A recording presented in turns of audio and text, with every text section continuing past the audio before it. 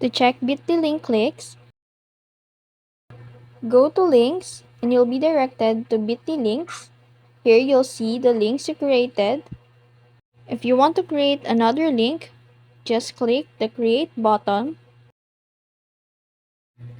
Here you'll see the destination and the title. For the destination, I put my WhatsApp URL.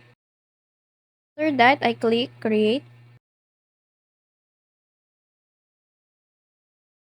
and my link is ready. Now to check, click the link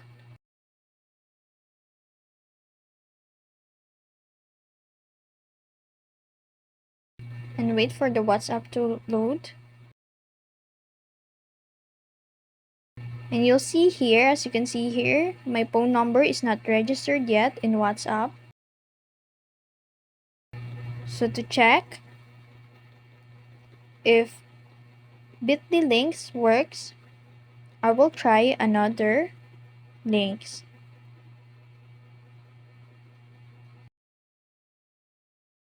You can see here I click my other links which is connected to WhatsApp, and then I directed to WhatsApp, and here it goes. You'll see my information when you click the links from Bitly links. That's all.